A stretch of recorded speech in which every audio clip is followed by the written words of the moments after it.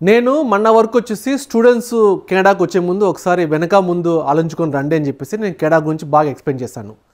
తర్వాత వచ్చేసి ఇప్పట్లో పిఆర్ కొట్టడం కష్టం అని చెప్పేసి ఇండియా నుంచి డైరెక్ట్గా పిఆర్ కొట్టడం కష్టం. ఎందుకంటే ఇప్పుడు స్కోర్లన్నీ ఇప్పుడు వితిన్ కెనడాలో ఉన్న వాళ్ళకి ఎక్స్పీరియన్స్ వాళ్ళకి ఎక్కువ పిఆర్ ఇస్తున్నారు. ఇంకోటి వచ్చేసి నేను ఈ మధ్యకాలంలో డేంజర్ జోన్ ఎవరుకుందంటే మెయిన్గా వర్క్ పర్మిట్. ఎందుకంటే వర్క్ పర్మిట్ మీద మీరు ఎవరైనా సరే కెనడాకి వస్తుంటే ఒక్కసారి 1కి 10 సార్లు ఆలోచించుకుని రమ్మని చెప్తాను. ఇప్పుడున్న సిచ్యువేషన్లో ఈ 5 నెలలు 6 నెలలు నెక్స్ట్ 5 నెలలు 6 నెలలు చూసుకొని రండి. ఎందుకంటే మీకు చెప్తా చూడండి, స్టెప్ బై స్టెప్ చెప్తా చూడండి మీకు ఇంపాక్ట్ ఎలా ఉండబోతుందో. ఇప్పుడు ట్రంప్ వచ్చేసి ఏం చేస్తున్నాడు, కెనడా పైన టారిఫ్ వేస్తున్నాడు. కెనడా, మెక్సికో, జపనీస్, చైనీస్ ఏ కంట్రీ అంటే ఆ కంట్రీ పైన టారిఫ్ వేస్తున్నాడు. ఎస్పెషల్లీ మన టాపిక్ వచ్చేసి కెనడా పైన టారిఫ్. కెనడా పైన టారిఫ్ ఇప్పుడు లేటెస్ట్గా వచ్చేసి అల్యూమినియం స్టీల్ పైన అతను టారిఫ్ వేశాడు. 25% టారిఫ్ వేశాడు.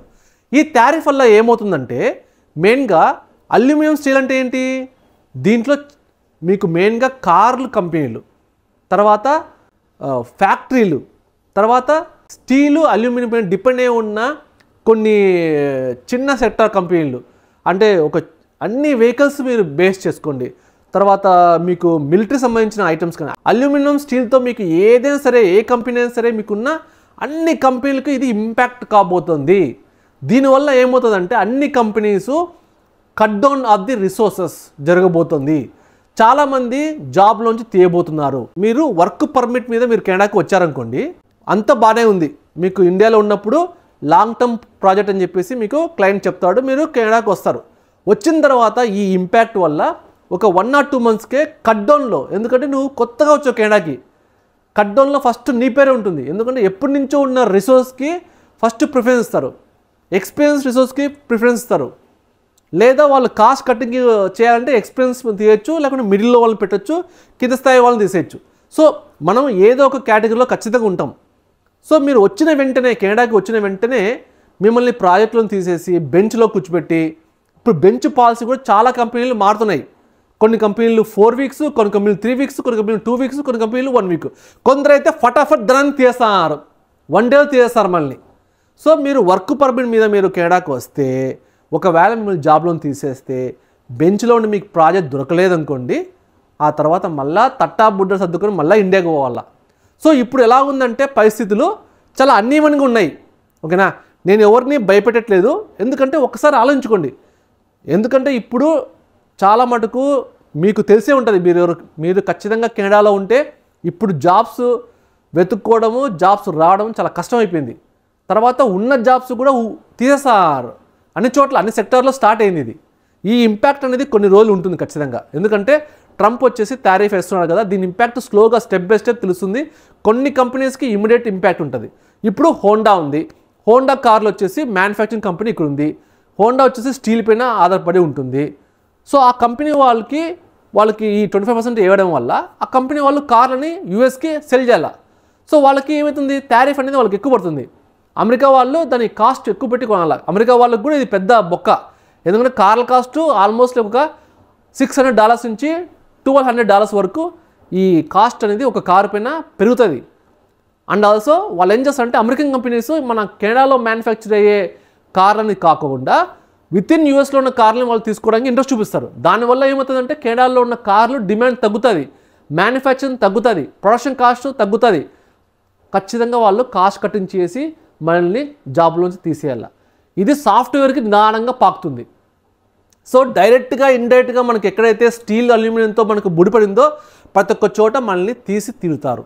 అందుకని మీరు ఇండియా నుంచి కెనడాకి ఇప్పట్లో మీరు వర్క్ పర్మిట్ మీద వస్తుంటే 1కి 2 సార్లు ఆలోచించుకోండి, మీ ప్రాజెక్ట్ నిజంగా స్ట్రాంగ్గా ఉంటుందా, ఖచ్చితంగా మీకు బాగుందా అనేది బాగా ఆలోచించుకోండి. ఎందుకంటే కెనడాలో ఉన్న కంపెనీస్ జాబ్లోంచి అలా ఫటాఫట్ ధన అలా తీసేస్తారు. లే ఆఫ్స్ అనేది చాలా భయంకరంగా ఉంటాయన్నమాట, చాలా డ్రాస్టిక్గా చేస్తారు లే ఆఫ్స్. సో మీ కంపెనీ వాళ్ళు లే ఆఫ్ చేస్తారా చేయరా, లాంగ్ టర్మ్ ప్రాజెక్టా, నిజంగా నమ్మచ్చా, మీ సీనియర్స్ని అడిగి తెలుసుకొని రమ్మంటాను. నేను ఎందుకు చెప్తున్నానంటే ఒక్కసారి కెనడాకి వచ్చిన తర్వాత మీరు ఇల్లుకు తీసుకుంటారు, లీజ్ రాస్తారు, వస్తువులు కొంటారు, తర్వాత మీరు ఎన్నో టైఅప్స్ కారు కొనడానికి ట్రై చేస్తారు, తర్వాత ఫోన్లు కొంటారు. ఓకే, మీ వైఫ్ జాబ్ చేస్తుంటే ఇండియాలో తను కూడా తన జాబ్ని అక్కడ మానిపించి మీరు కెనడాకి తీసుకొస్తారు, ఇక్కడ తన జాబ్ ట్రై చేసుకోవచ్చు అని చెప్పేసి. తనకు జాబ్ వచ్చిందా, తనకు జాబ్ వస్తే పర్లేదు, నీ జాబ్ అయినా తన జాబ్ ఉంటుంది. ఒకవేళ తన జాబ్ ఇంకా జాబ్ ట్రైల్లో ఉంది, నీ జాబ్ పోతుంది అనుకోండి, మొత్తం పిల్లల ఎడ్యుకేషను ఇవన్నీ మీరు చూసుకొని కెనడాకి రమ్మంటాను. నాకు తెలిసి ఎవరు అంటే ఇంపాక్ట్ అనేది స్టార్ట్ అయిన తర్వాత చాలామంది న్యూస్లో చెబితే, లేకుంటే ఎవరైనా సరే జాబ్లు పోయిన వాళ్ళు చెబితే తెలుసుకునే పరిస్థితులు ఈ రోజుల్లో ఉన్నాయి. నేనేంటంటే ఇంతకు నేను కెనడాలో ఉన్నా కాబట్టి నాకు ఒక ఫ్రెండ్ సర్కిల్ ఉంది కాబట్టి వాళ్ళ కంపెనీస్లో ఏం జరుగుతుందో అని చెప్పేసి నాకు చెప్తారు కాబట్టి నాకు కొంచెం ఆలోచించి మీకు చెప్తున్నాను. భయపెట్టట్లేదు, గుర్తుపెట్టుకోండి. ఆలోచించి రండి స్టెప్ వేసేప్పుడు. అంతేగాని మీకు ఎవరు చెప్పరబ్బా, గుర్తుపెట్టుకోండి. కామన్గా వచ్చిన తర్వాత మనకు దెబ్బ తగిలిన తర్వాత మనకు అనిపిస్తుంది, అబ్బా ఎవరైనా చెప్పేవాడు ఉంటే బాగుంటారా అని చెప్పేసి. ఇప్పుడు చెప్పేవాడు ఉంటే అరే నువ్వు అనవసరంగా భయపెడుతున్నారా అంటారన్నమాట. ఇది రెండు వైపులా ఉంది. ఓకేనా? వీడియో చూసిన వాళ్ళు వరే వీడు చాలా ఎక్కువ చేస్తాను వీడు అనిపిస్తుంది అన్నమాట. అలా కాదు మామ, అర్థం చేసుకో.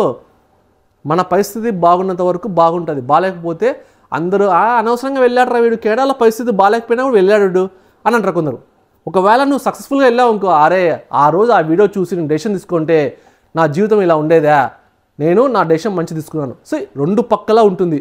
నీకు ఏది నచ్చితే ఏది కరెక్ట్ అనిపిస్తే అది చేసుకో. కానీ పరిస్థితులు ఇలా ఉంటున్నాయి. ఒక్కసారి మీ ప్రాజెక్ట్ వాళ్ళతో కనుక్కోండి. మీ ప్రాజెక్ట్లోని కంపెనీలు ఏదైనా సరే అల్యూమినియము, స్టీలు, కార్ల కంపెనీలు, సాఫ్ట్వేర్ కంపెనీలు ముడిపడి ఉందా లేదా చూసుకొని రండి అని చెప్తాను. మీరు కెనడాలో ఆల్రెడీ ఉండి మీరు జాబ్ వల్ల మిమ్మల్ని లే ఆఫ్ చేసి ఉంటే దయచేసి కింద కామెంట్స్ కొట్టండి బ్రదర్. చాలా మటుకు ఎవరికి తెలుస్తుంది విషయాలు, ఎలా జరుగుతుంది, మార్కెట్ ఎలా ఉందని చెప్పేసి తెలుస్తుంది.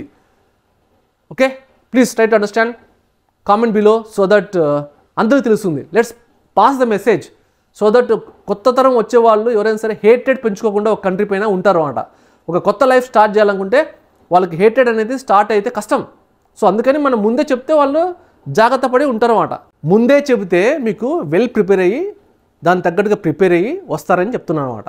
ఒకవేళ మీరు అంటే మీకు ఇండియాలో మంచి హౌస్ ఉంటుంది, మంచి జాబ్ ఉంటుంది, అన్నీ వదిలేసుకొని తీరా ఇక్కడ వచ్చిన తర్వాత ఇక ఒక్కసారి మన లైఫ్ అనేది అప్ అండ్ డౌన్ అయింది అనుకోండి, అప్పుడు మనకు తెలిసొస్తుంది అనమాట. అరే పొరపాటు చేసామే, అనవసరంగా ఇండియాలో మంచి జాబ్ ఉంది, మంచి ఇల్లు ఉంది, ఎందుకు వదిలిపెట్టి ఇంత దూరం వచ్చాము, తీరా ఇక్కడ చూస్తే మొత్తం స్నోనే, పద్దెనిమిది లేస్తే రాత్రి వరకు పైనంతా స్నోనే, ఏంది మాకు ఈ కర్మ అనిపిస్తుంది. సి బ్రదర్, ఫారెన్ దేశాల్లో ప్రస్తుతానికి లైఫ్ బాగుంటే అంతా బాగుంటే బ్రహ్మాండంగా ఉంటుంది. 1, 2, 3 ఫైనాన్షియల్ సిచ్యువేషన్లు తలకిందులు అయితే మనం చెప్పుకోవడానికి కూడా చాలా దారుణంగా ఉంటుంది. Thank you very much. Subscribe to మీ కెనమామ.